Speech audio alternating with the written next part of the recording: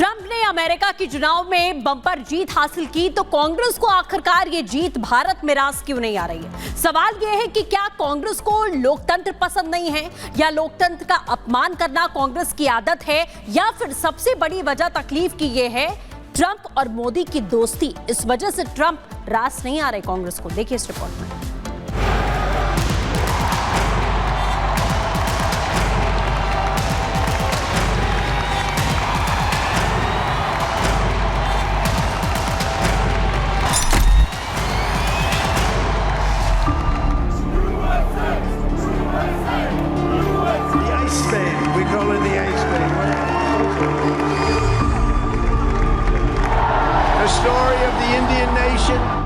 Donald Trump एक नेक आदमी नहीं है।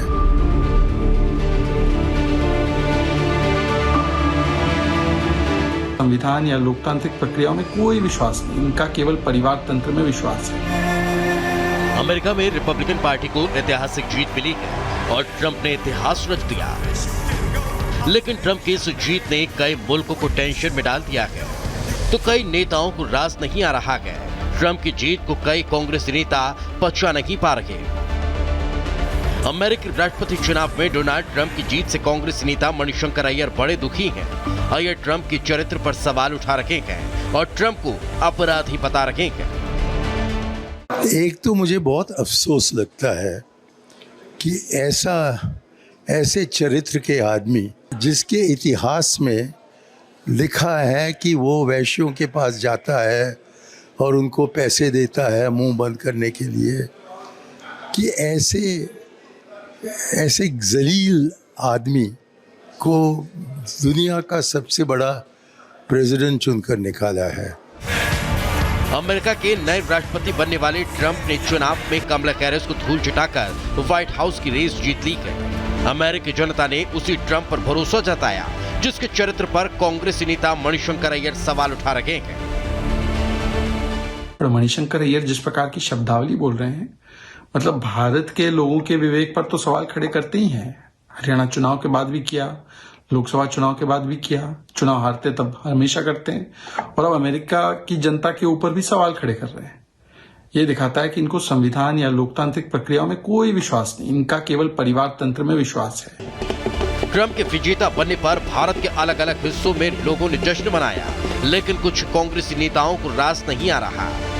तो इसके पीछे वजह कहीं ट्रंप और मोदी की गहरी दोस्ती तो नहीं।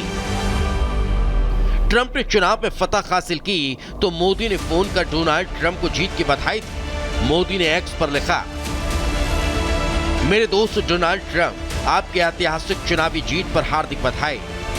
जैसे जैसे आप अपने पिछले कार्यकाल की सफलताओं को आगे बढ़ाएंगे, मैं हमारे बीच इस सहयोग को नए सिरे से शुरू करने के लिए उत्सुक हूं।